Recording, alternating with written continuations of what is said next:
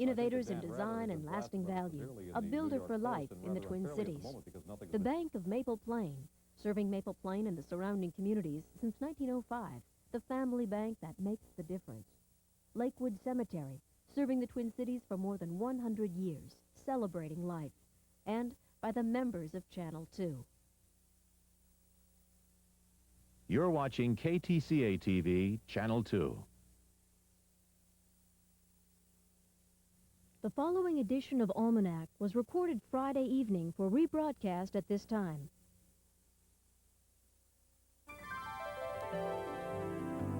Almanac is a production of KTCA TV for stations of the Minnesota Public Television Association. Well, let's see what we have tonight. Pulitzer Prize-winning playwright August Wilson. He'll be along to talk about 2 new plays opening soon in St. Paul.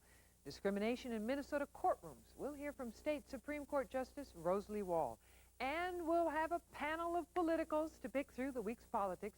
Now, I've looked at the TV guide. There's nothing else on. It's supposed to rain, so why don't you settle in for another hour of Almanac.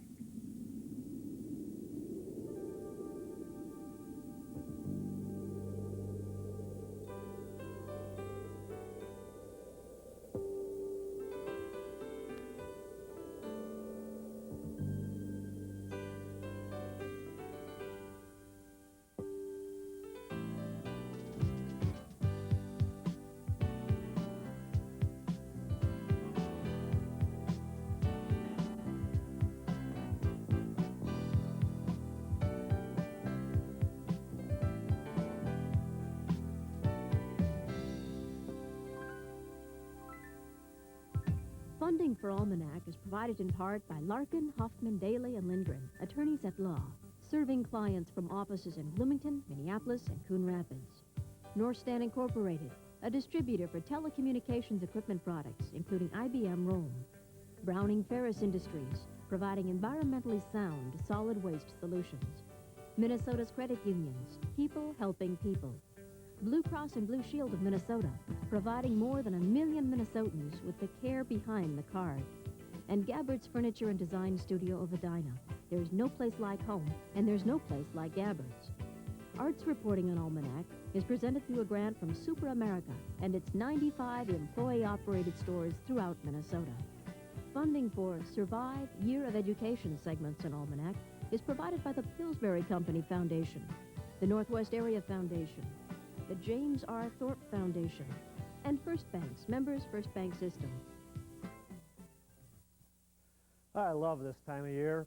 Fall's in the air, the leaves are starting to turn, and you can hear the grunts and moans of grown men knocking each other down and running over each other.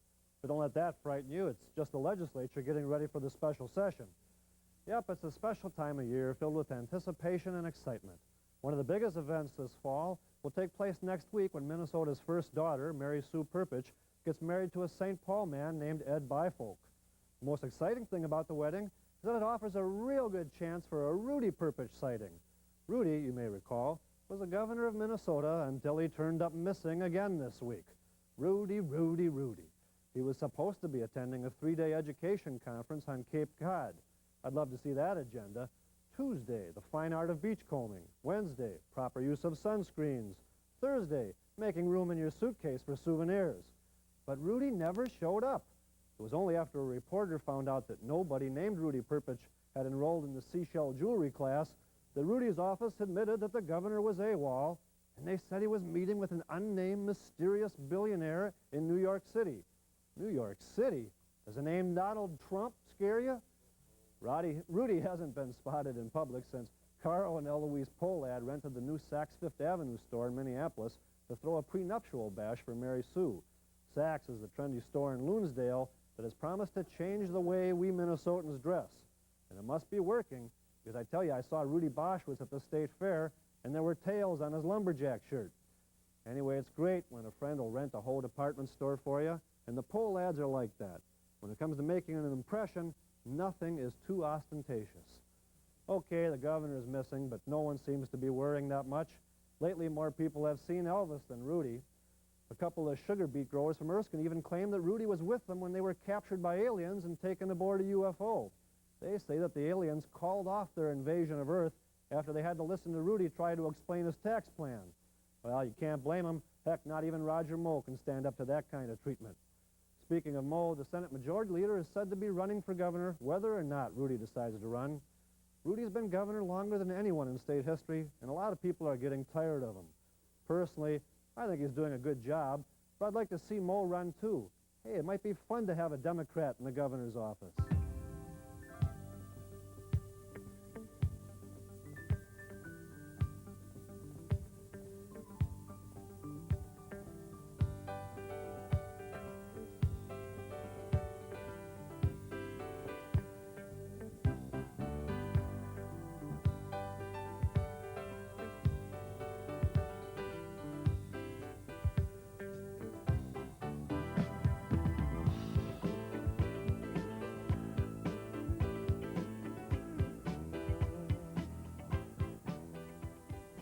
Well, if you were in a cave this week, here are the Minnesota stories that you missed. Labor Day brought rain to much of the state, so much that state officials announced the end of drought conditions in the state. Tuesday, the first day of school around the state. Among the schools opening, South St. Paul's Sibley High School was closed for 5 months because of vandalism. President and Nancy Reagan arrived at the Mayo Clinic in Rochester on Wednesday, and for checkups, and then late this afternoon announced that the president did undergo surgery at Mayo this evening. The surgery relieved water pressure in the former president's skull. DFL State Representative Glenn Anderson made news on Thursday when it was revealed that he had been arrested twice in the past month for misdemeanor sex offenses, and we'll be talking about that one more later.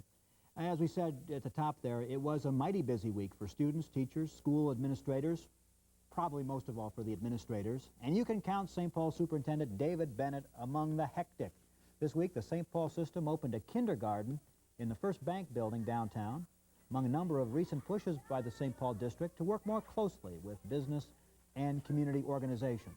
Perhaps the district's most ambitious effort is its proposed Commonwealth Plan, a plan to guarantee a chance for a job or a college education for each student in the St. Paul school system.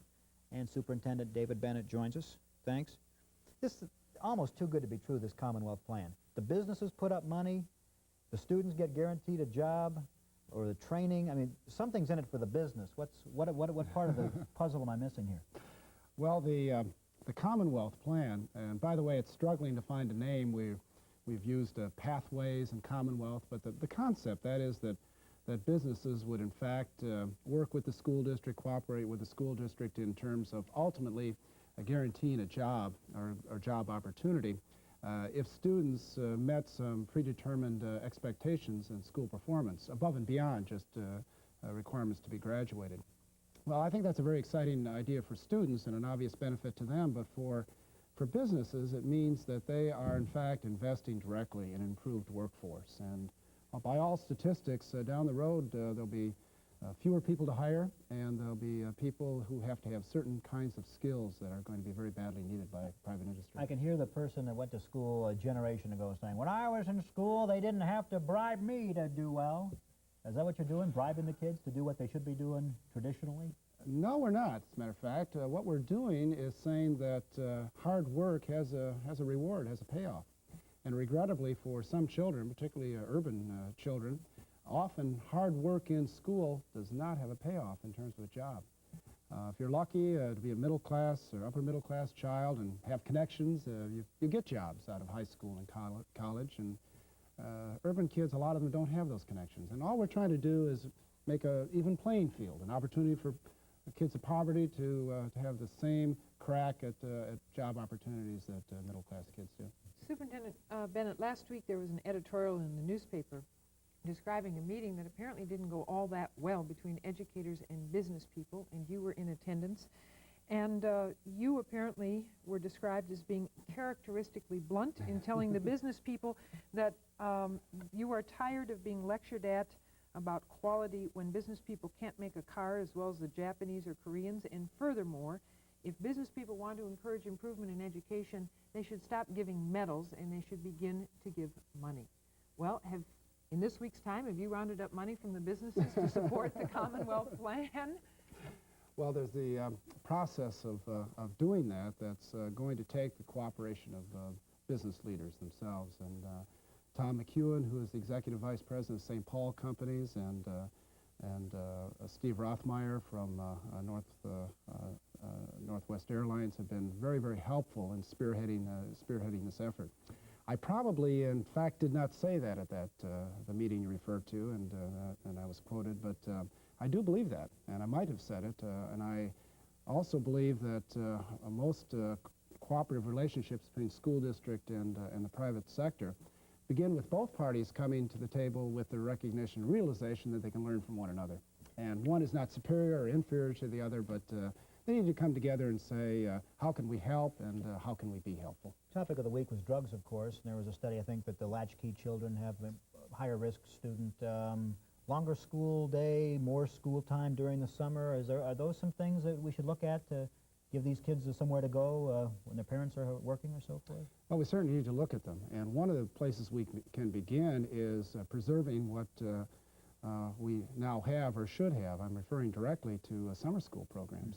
You know, that's an obvious and traditional way of having longer school year, and that has been now placed seriously at risk as the legislature now has stopped funding summer school programs across the state, and particularly, again, for urban school kids. We really don't consider summer school in St. Paul an option. We absolutely think that it is necessary for the children we educate. You'll be calling some more CEOs this week with for more money, I suppose.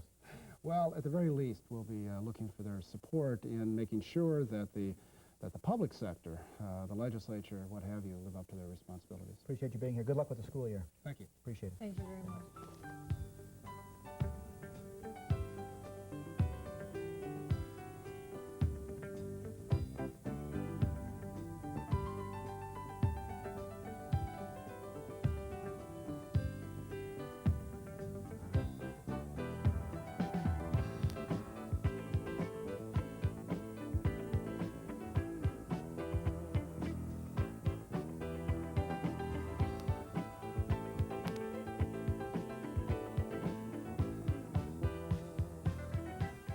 The Children's Theater isn't a kid anymore. This week, the celebrated Minneapolis Theater turns 25, and it's celebrating with a reprised performance of the children's classic story of Babar.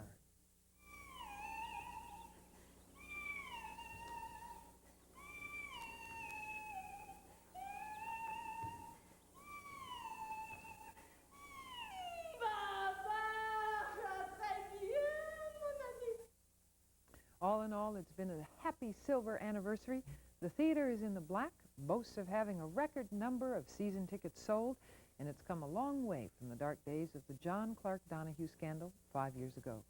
The theater's artistic director, John Craney, pulled himself away from the theater to be with us tonight, and so did a couple of other theater types. Peter Vaughn is a theater critic at the Star Tribune.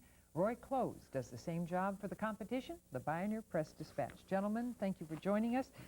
Peter and Roy, I don't know why you don't look as dapper as our star guest here to my right tonight. Roy Close, I could throw this to Peter as well, but Roy, I'm going to throw it to you. You've followed that theater for 25 years. How has it changed?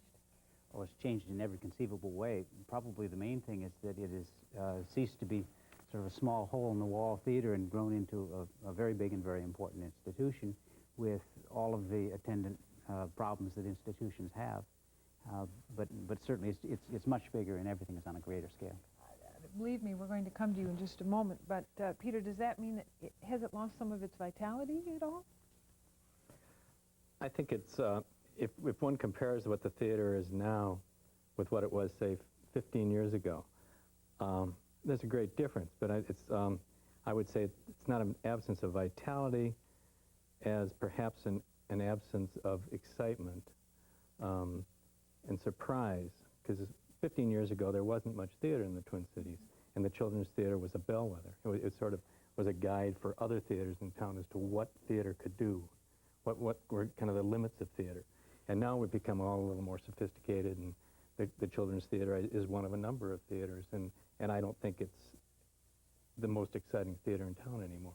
Mr. Cheney, is that something you felt when you agreed to become the artistic director of the Children's Theater, that maybe it wasn't as exciting anymore and that was something that you were going to try and change? Or is it just inevitable that it can't be up in the lights with all the other theaters around? Well, I'm not sure that I agree with this statement of my colleagues. I think that the fact that 300,000 people a year come to see what we do attests to some degree of excitement. But I think that Roy said something important when he said that it has become an institution. An institutional theater is, by its very nature, not as quick and ready and easy as what the Children's Theater was indeed 15 years ago, but there was a period of time in the middle there between 15 and now too. But it still is a tremendous resource of theater for this community. We employ a lot of theater artists, and it is a tremendous introduction of theater for young people, no matter what you say. You took this off the floor, it seems to me, with the Donahue problems, sexual abuse with students at the school and so forth, and here you are in the black and doing all these good things. Can you look back and say, was there a roadmap for how you got it back to health after the terrible scandal for you? Well, it was a terrible time. It was very difficult. But I believed all along in the theater. I had been inspired, as Peter mentioned, by the work of this theater, and I believed in it, and I knew that this community would support it. It is a wonderful community treasure, and they in fact have. We've tried to continue to do the highest quality work that we could, and let the audience decide whether this theater was worth their attention or not. Is this the age-old problem of doing something popular versus doing something that's, you know, artistic or experimental or stretches the bounds of the art form? Not at all. No? If it's worth doing, it's worth doing because it's artistically interesting, and if it's artistically interesting, it'll be popular. I don't think the two are mutually exclusive. What do you want to achieve with the Children's Theater, Mr. Crane? Well, I think the most important thing that we can do is to provide theater first and children's theater second. That it is a place for young people to understand the theater experience. That is one way that we communicate as human beings. And that if they can get that in a first-class, high-quality product, they will be all the better for it in their lives and in their appreciation of theater in the future. And it's very important to me that as a theater artist, because I didn't come to this as a children's theater artist, I came to it as a theater artist, that we have audiences who understand what theater is. And I think that that's an important part of our job and our mission. Do you feel any pressure, and have you felt any pressure in recent years, what with all the social issues that have descended upon us, to do more social-oriented theater than entertainment theater, if I can distinguish it that way? I've not only felt the pressure, I've accepted that as a challenge, and I have introduced into the repertoire some very challenging pieces. Specifically, the piece we did a couple of years ago about children in Northern Ireland and that struggle. But it is a question of doing the things that you know that the audience will come see, and the non-controversial, the popular things, and also allowing that to let you do some of the other things that might not be so readily popular, so well known. Do you critics think there's a place for to rejuvenate the school aspect of this, or does the High School for the Arts take up that slack, or? Well, that's something that really doesn't fall in our purview very much. I mean, that's an institutional question for the theater itself, and there's much more emphasis being put on children's theater in the Twin Cities now. I mean, there are two or three. Is there a reservoir of talent? I mean, well, it's developing, certainly, and there are 2 or 3 new theaters in town that are devoted to young performers, and not in addition to the children's theater. Is there a feeder system for your? I think it is. I think in some ways it works the other way, though. They're very interested in us, and they look to us as kind of the place it happens, and I think that they've been inspired to work in these other theaters where there's more opportunity now. Peter and Roy, if you could tell, which you could do right now, if you could tell John what you would like to see happening in the theater today that is not, what would it be? Well, I'd kind of repeat my first comment, that I'd like to see a little more unpredictability, risk-taking, and a little more surprise when I go into the theater. I'm not surprised very much anymore, and I'd like to be more surprised. And part of that, of course, is just the nature of the theater, where you have to plan 2 or 3 seasons ahead now, whereas in the old days, things went in and out of the repertory pretty quickly. But I'd agree with Peter that it would be nice to see some really far out risks taken. And What's the barrier to that, John? Is there something Well, standing they in the didn't way? like the piece that I took. That's true. He took a risk and we hate it. So I think they should give me credit for that, but they really pounded me on that one. You're a good sport to let them take you on 2-on-1. Absolutely, but I have a good protector here. Oh, there he is. Well, John, we've run out of time, but I've got to give you the last year because we are celebrating 25 years of the Children's Theater, and that truly is quite an accomplishment. What do you want to achieve in the next several years? I want this community to take us to their hearts and bring their families to us, because it is such a wonderful experience for the whole family. John, we thank you for joining us. Thank you. Roy, thank Good you. luck. Peter, thank you. Go celebrate. Thanks, Thank you. fellas. Terrific.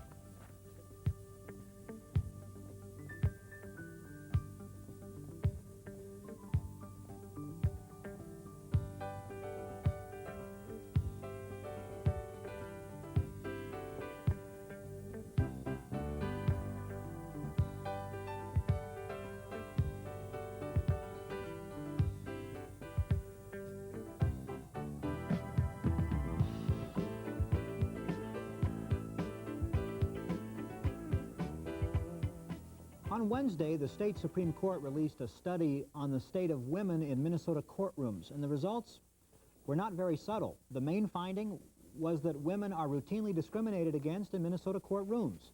Study, a 2-year affair, was chaired by Minnesota Supreme Court Justice Rosalie Wall. And before we start here, I want to just clue you in on this little inside stuff. The producers booked this segment of the program before they found out that Jan was an original member of the study task force. But with all of her many comings and goings, she resigned from the task force, so you're safe. Justice Wall, thanks for being here. I read that report at a news conference the other night and read through it. I was disappointed that this is still this much of an issue in this day and age in progressive Minnesota. Were you surprised that it was the problem seems as severe as it is? I'd like to not take issue with your initial statement, but I'd like to say we didn't just go looking for discrimination against women. I mean, we in the judiciary want to know if there's anything in that courtroom we're doing or in the judicial system that's a result of our attitudes or our beliefs or our stereotypes about gender that makes a difference in how we handle people who come before us and how we handle those cases. How much did you find? And we found, well, it's true that we found that that women may be the recipient of more of that than men, but there are still instances when stereotypes about men make a difference. Is this a case of a good old boy network still at work in the judicial system, or is it more pervasive than that? And does it go beyond stereotypical attitudes to the point where, based on gender, some people are getting a real short stick in the judicial system? What we were looking for was to see, to become aware of things we're not aware of. Every judge I know wants to be fair and believes that indeed they are fair. And yet I think we find when we listen to what happens to some of the people who come in the courtroom, when we study the substantive areas of the law as we did and see that certain results are happening after the legislature's passed acts that should have maybe remedied certain kinds of situations and they're still not remedied, you think, you know, what happened? There was something in there. Did it happen when it went through us? And we can't do anything about it until we know what the problem is. And I think that that's what the report does. I mean, it shows us that we've got some problems and we're moving right in to do something about it. And once you're aware that you're doing a thing, it's very difficult to do it. Now, one of the things that I think has to be made clear about this report is that you identify problems in really several areas, but two broad areas. One is among the personnel who practice in the courtrooms and in the legal setting. But of course, you also identified problems with laws in terms of how they are carried out. But let me deal with the former area first, and just in terms, Justice Wall, of your own personal experiences. You are one of the leading and first women in the legal profession and in the justice profession. What did you experience when you were coming up? Did you encounter bias and prejudice?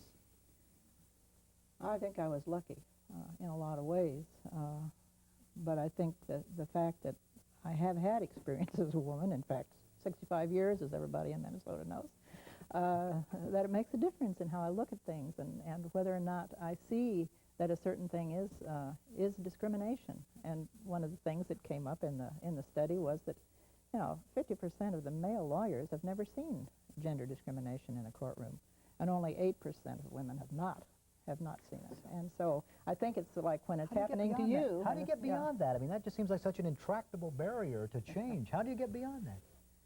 Well, in the judiciary and in the profession, we're going to go at it in terms of judicial education in the first place. You don't change attitudes overnight. I mean, you don't do a thing once and it's done.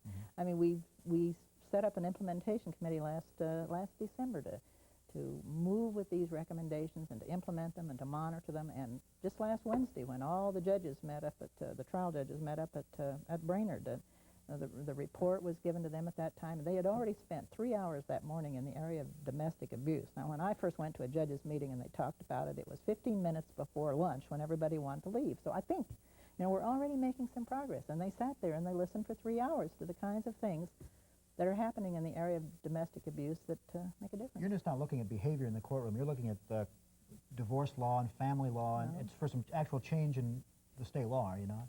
Well, we're looking at the laws, and we're looking at how they're being implemented and what effect, if gender has any effect in what happens. And, you know, one of the findings that in one of the studies that was a part of our data that was disturbing, to say the least, was that after a dissolution, in the year after that, the living standard of the custodial mother and the children goes down by about 45%, and the living standard of the non-custodial parent, ordinarily the man, goes up by 50%.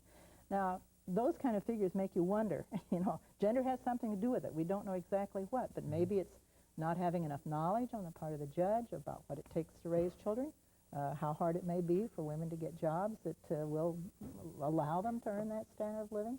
I mean, and judges want that kind of information. I mean, they're actually asking for And you'll follow this up in the coming year with to revisit the issue and coming year, months, years, and years ahead. I mean, we're going to. It's something you just keep working on. Important study. Appreciate you being here tonight.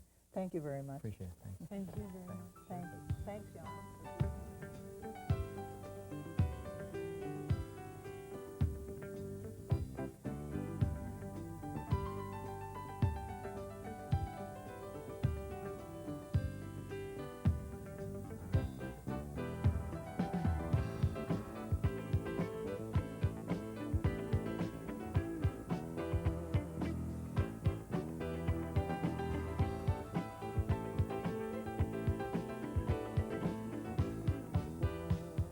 Kind of artistic show tonight, so get this. The Vikes, get ready.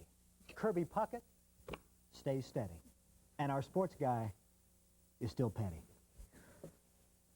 The T.S. Eliot of the sports world. Mr. J.G. Preston. I consider myself more the E.E. Cummings of the sports world. Capital letters be damned. Jan, you go with the first question. That means you have to make one up right here on the spot. We're going to have a problem here, because, J.G., this week, I don't have a single thing to ask you. Well, now, we found something interesting about the Twins. Kirby Puckett may win that AL batting crown. Okay, Eric, here's a little trivia question for you. Yes. Last 30 years, how many right-handed hitters have won the American League batting championship? I'm thinking one, maybe. 4. 1. Jan's closer. 3. 3 in 30 years. Very difficult to do. And the Who are they? They were 1966 Frank Robinson, 1970 Alex Johnson, 1981 Carney Lansford. I was going to say Robinson's the only one I can remember. So. Well, you remember that was actually a good one to remember. Actually, I knew all the names there. Oh, yeah, right. yeah. Now Wade Boggs, the chief competition as he always is. Wade Boggs in his career is a .372 hitter in September. That's a lot of hits. Because he feasts off that rookie pitching. Right? And when the going gets tough, Wade gets sick. But Kirby's going to have his hands. Well, you know, Wade's a real gold brick when it gets down to the end of the season. If he's got the batting title on the line, he's out of there. He Lansford's in the chase, right?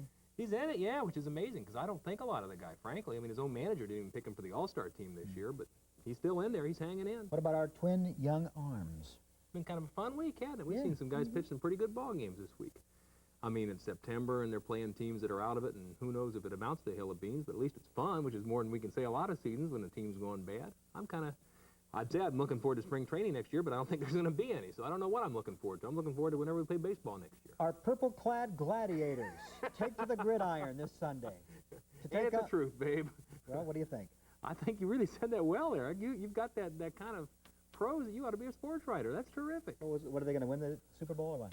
purple-clad Gladiators will be 10-6, and they will finish second to the Bears in the NFC Central. Woo! Sorry to bust your balloon, okay? I mean, it's busted, but you were And prepared for that one. Every publication has said they're winning the Super Bowl. I think they're gonna lose to the Oilers Sunday for what that's worth. It doesn't really amount to hill of Ooh, beans this is either. going to be fun to have you But back.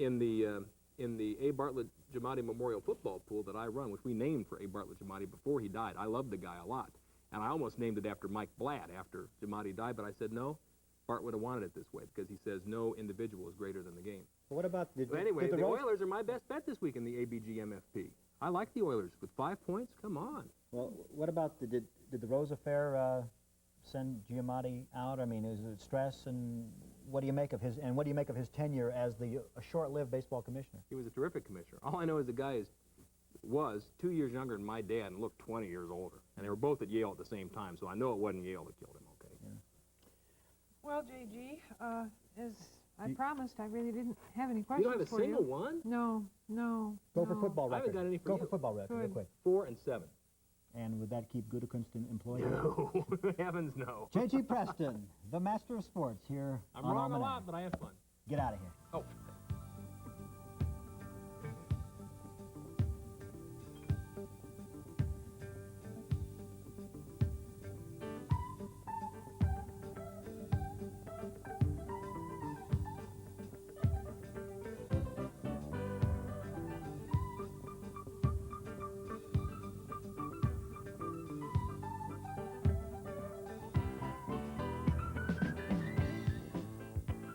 August Wilson.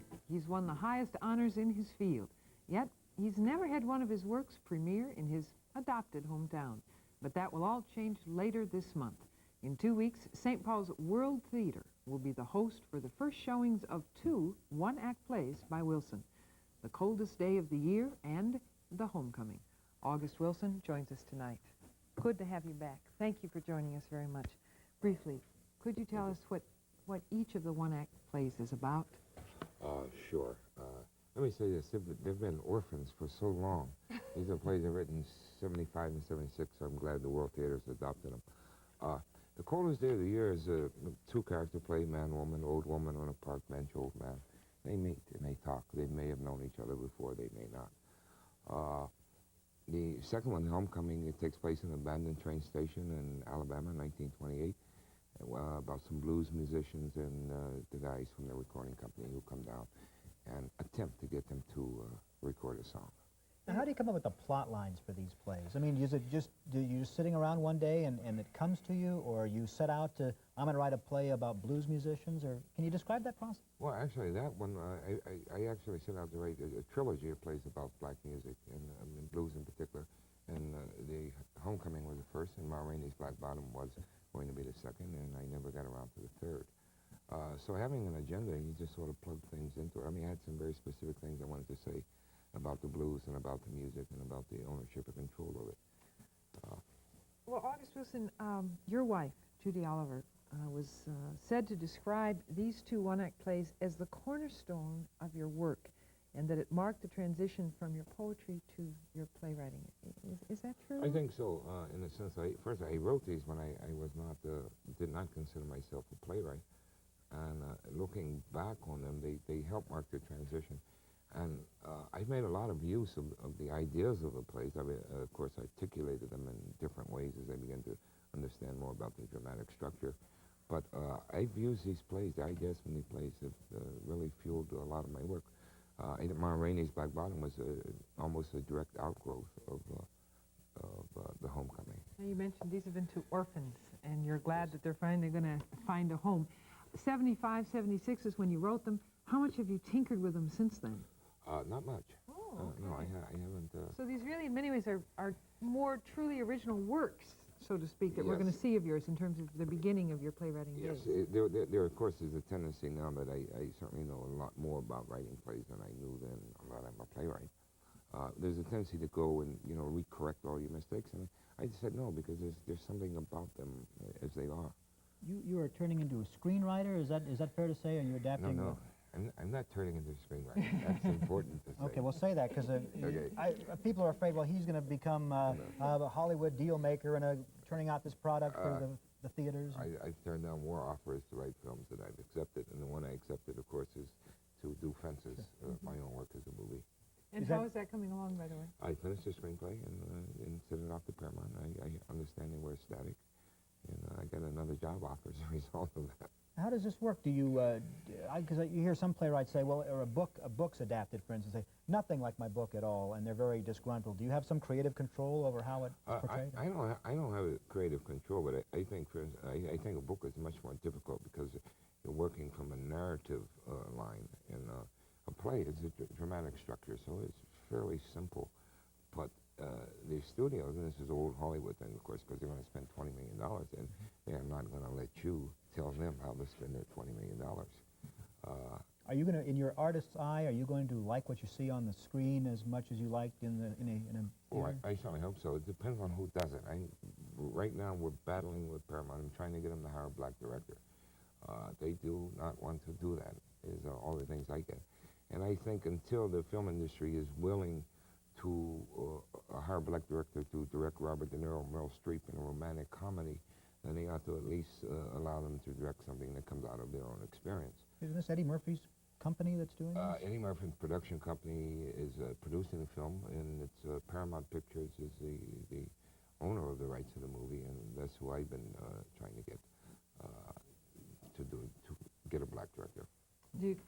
You know, the last time you were on the show, well, there are two things I want to ask you about since the last time you were on the show. One will have to do with you were working on a play then, I think, about the 1960s, because you sort of had taken a decade at a time. So tell us where that is. But my second question is, we also talked to you about the Guthrie and the fact that none of your works had ever been performed there. Have they called you yet? No, I haven't heard from the Guthrie. Let me answer the first question. Fine. Two Trains Running is set 1968, and we're going to do it at Yale Repertory Theater in March of next year. Another blues title, isn't it? Yeah, it's a blues song, Two Trains Running. Yeah, that's where I got it from. So I got that, and the piano lesson is going to open on Broadway April 16th, and after playing D.C. and Los Angeles, so I'm working despite the fact that I haven't got a call from Guthrie. I must also... How can this be, Mr. Wilson? How can this be? We even had a follow-up show dealing with that issue when we had Guthrie people on. We brought him on and scolded him. I understand. I must say the Penumbra Theater in St. Paul is going to do Fences, and Joe Turner's coming on also. So August Wilson has the fame and fortune which has come to you made it difficult for you to carry on as a playwright, and more specifically, the stories about you were that you used to write in a local cafe or bar, I can't remember which. Do you still do that? Oh, I still do that, sure, yeah. It's the only way I know to do it, actually. It's a habit that's 24 years old now. So I go to Sweeney's sometimes, I go to Tommy Kay's. Yeah. I go various places. Dixie's, I've done some work there, and 1-2 trains up there. So I still do it the same way. And the fame and the fortune? It's nice.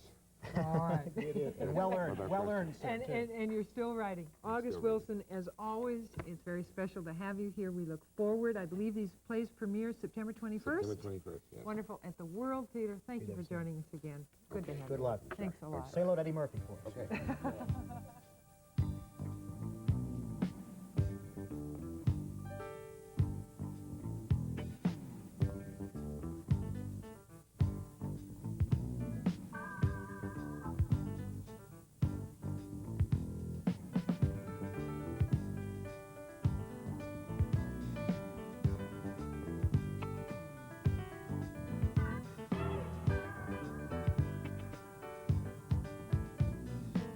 Bucket of politics this week. A missing Rudy Perpich, spirited primary eve campaign in St. Paul, big IR wingding this weekend in Mankato, and perhaps overshadowing everything else today, the news that powerful DFL legislator Glenn Anderson was twice arrested in the past month for sex misdemeanor offenses.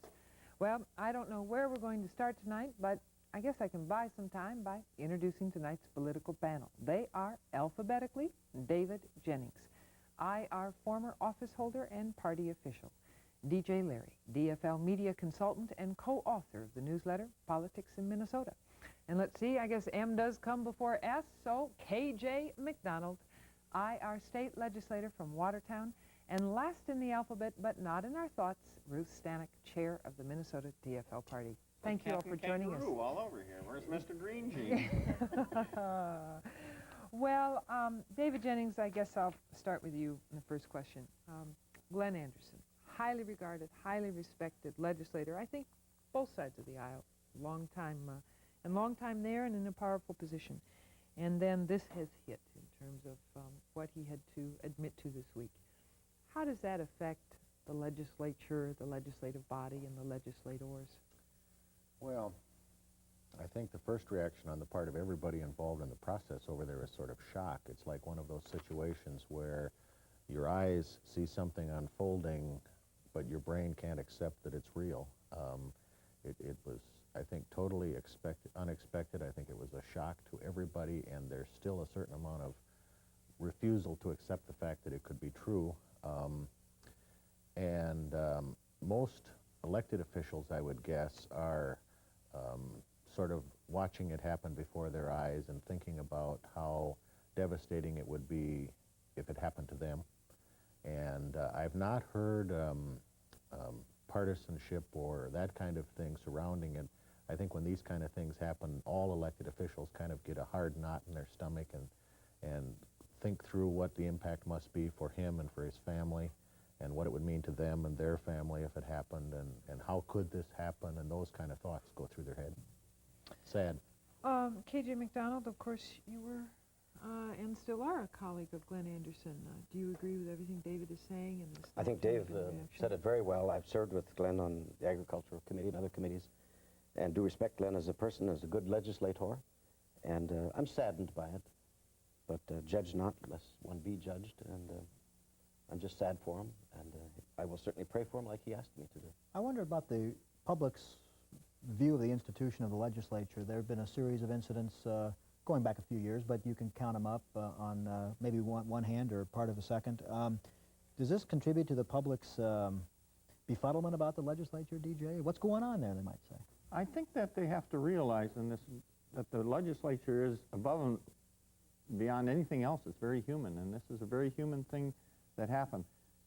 I understand this probably as well as anybody, because I think I have more friends who do self-destructive acts like this that you can't explain. It is like a sickness. Some people that don't have various outlets blow their brains out or jump off bridges, and we can say for the goodness of the sadness of this event, but it's good we still have Glenn with us, and his family has him, and it's a time for healing.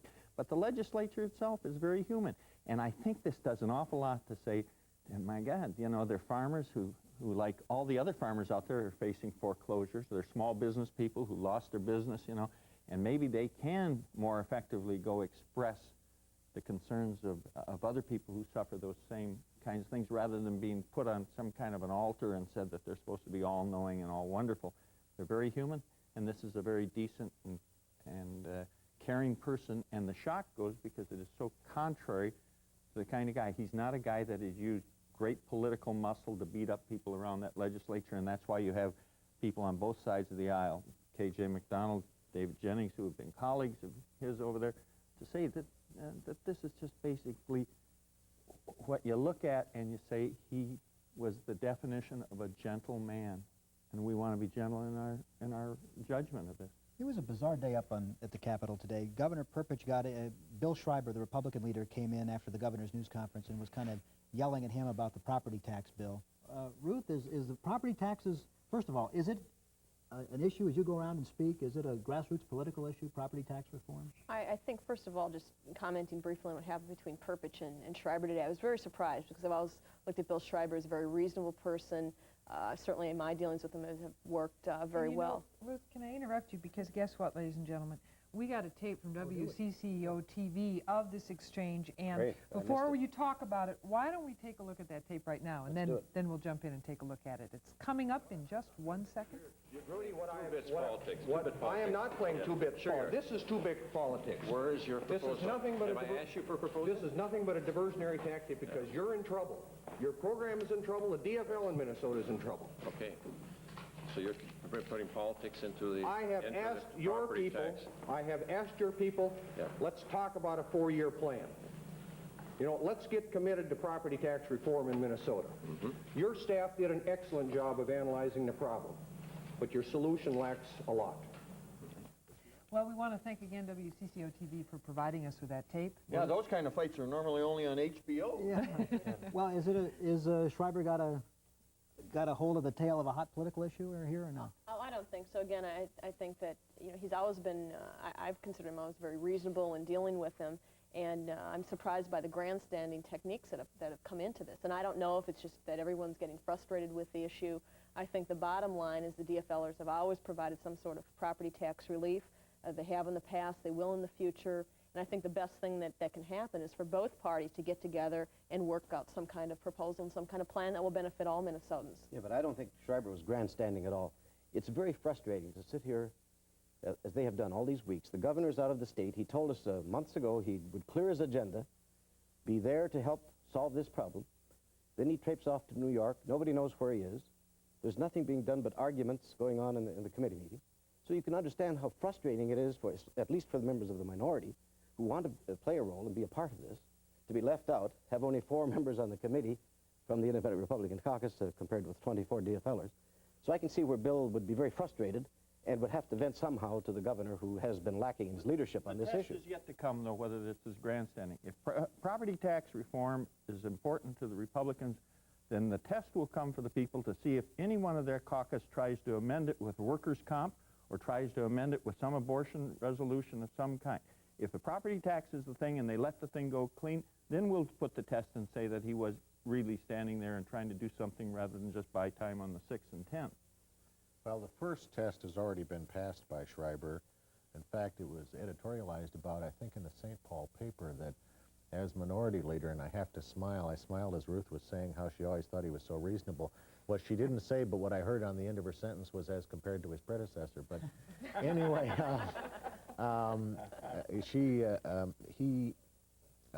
Schreiber agreed to go to the table and talk about it in the first place, which he didn't have to do as minority leader. He could have sat on the outside and taken pot shots and not participated in the discussions, and it would have probably been to his political advantage to do so and keep Republican fingerprints off of whatever happens. He opted not to do that. He opted to participate and try and come up with a bipartisan plan that some Republicans presumably could support. So I do think he has to be given high marks for at least making an attempt. And I do believe that Perpich's behavior leaves something to be desired. Personally, I'm always relieved when he leaves the state. But in this case, he did promise to be here. He did promise to participate. And I don't think he's been a full partner in the discussions up to now.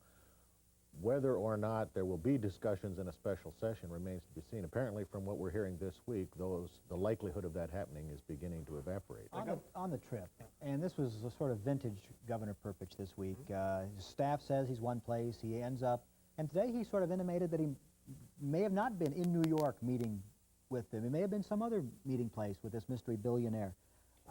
Is this going to be one of those castle deals that's going to be kind of a tagline for Perpich? Should he run again in 9 years? Maybe he was talking to that hotel magnate. What's her name? And just to say what he says that this billionaire is going to help fund a private research institute in Minnesota. Says it's a long shot, but says it was worth pursuing because it means job and economic development for Minnesota. I think he was shopping for the wedding myself. It's getting close to the 15th, and I think he's...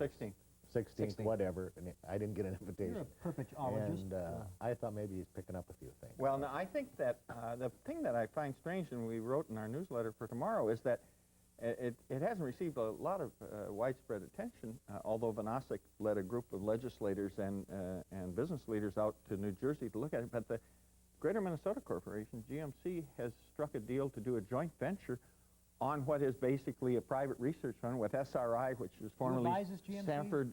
Yes, okay. But I mean, that's why I happen to know intimately of some of the stuff, and it kind of surprised me because that, I mean, to get SRI is, you know, the first line. I mean, Battelle, SRI, there's only 2 or 3 of them are of that caliber, and SRI is already committed to Minnesota, so I don't know who you can get if you can get $1 billion to come to Minnesota. But DJ, here we have a situation where there's no tax bill. He vetoed the tax bill, but came back and said it was a high priority, was going to offer a new bill. And then he's off on this trip. I mean, where's the leadership? We do need some leadership on this issue. Well, Bill Schreiber substituted for him during the week, you know. Well, Ruth, is the governor in political hot water on this? I mean, do you, as a person, where he'll be leading your ticket perhaps next year, do you cringe when this stuff comes? Oh, absolutely not. We hear this every few months. Perpich wants to be creative. He's inventive. He's trying to get new ideas, trying to bring new jobs to the state.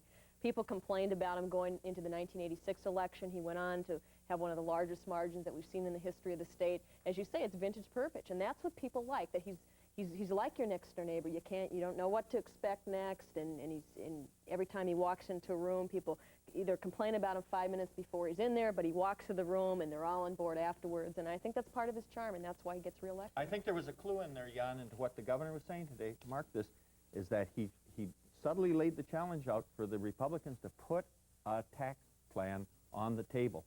He mentioned it 4 or 5 times in that thing, and I think we're going to see more push for that in the next couple of days. And is that going to happen? Because we just have seconds left. K.J. McDonald, David Jennings, do you think the Republicans are going to put their plan on the table? We're going to put a lot of plans on the table. We're going to have a convention this weekend. There's a resurgence of the Republican Party and interest. Who's going to win? We are going to I think they will put a plan on the table, but my question for the governor and the leadership in the legislature is, since when is it the minority's responsibility to come up with a tax plan? The Democrats came up with one, Perpich vetoed it, and now they expect the minority to come up with an alternative. I just think that's abdication of responsibility. No, part of our Jenny's got the last word. He got the last word. If you stand in the governor's office and David Jennings, we thank you. K.J. McDonald, Rustanek, we thank you, and D.J. Leary, we thank you. Thank you.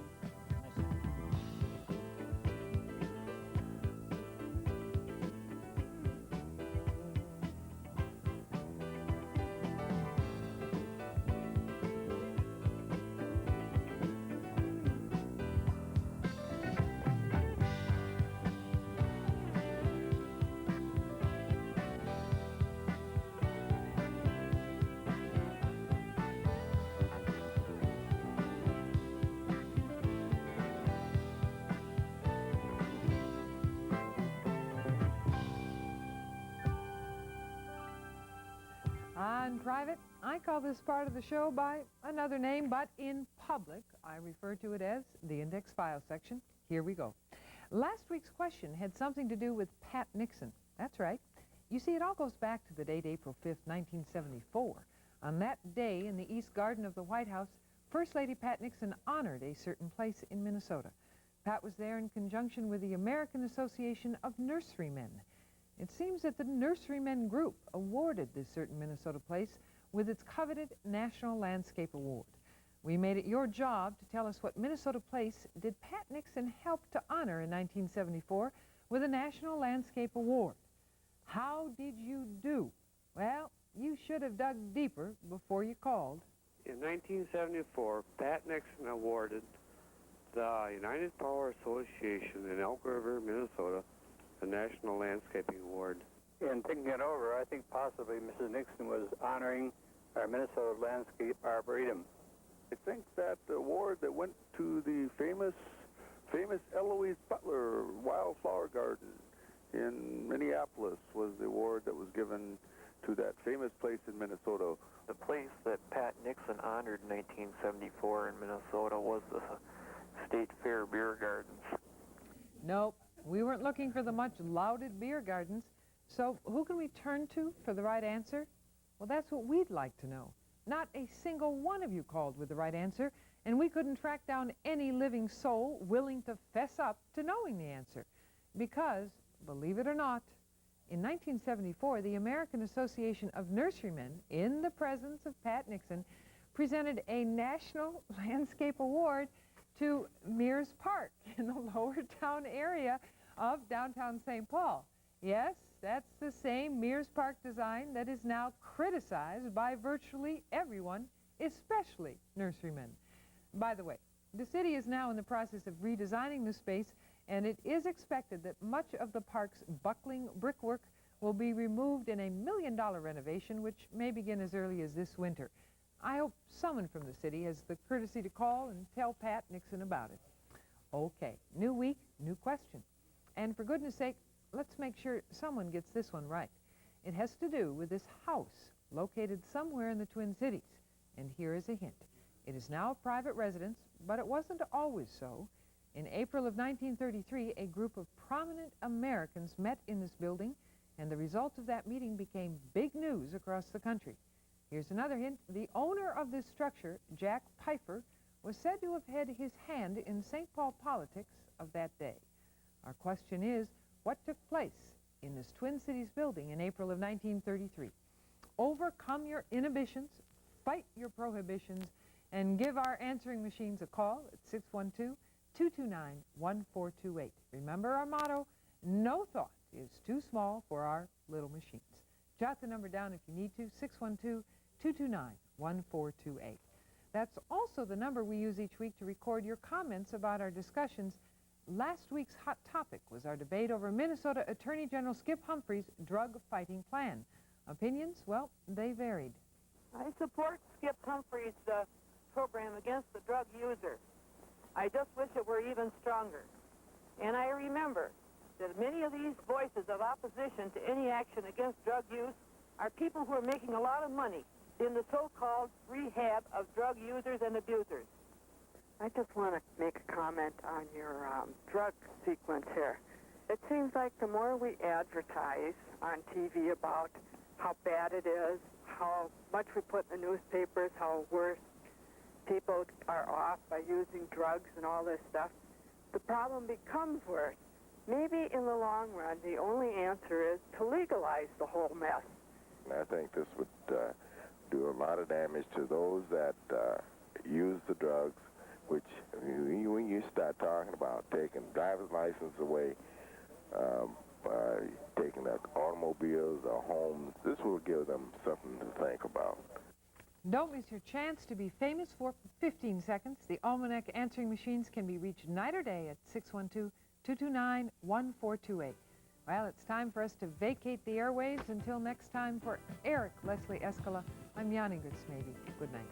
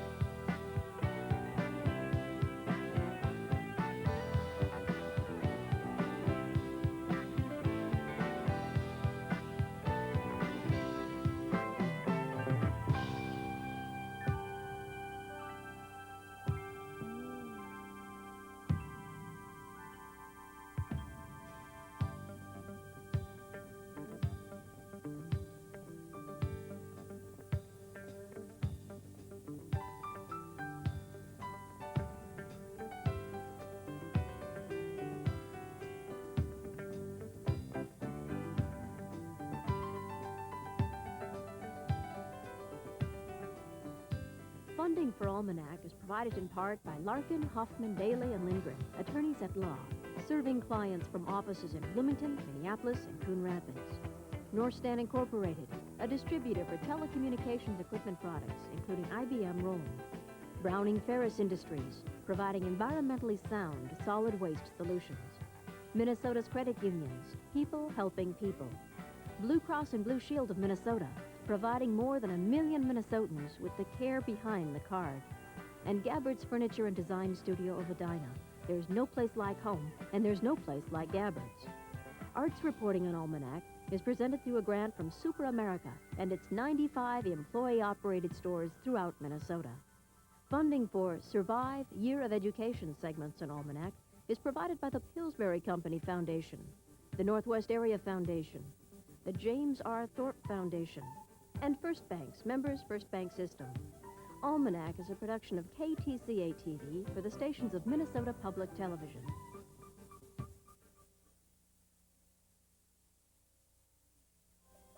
Jasper Johns has been called America's greatest living artist, but not everyone agrees. Decide for yourself. See Jasper Johns' Ideas in Paint next time on American Masters. Monday night at 9, here on Channel 2. The hope and challenge to democracy have never been greater than they are today. In an era of nuclear armament,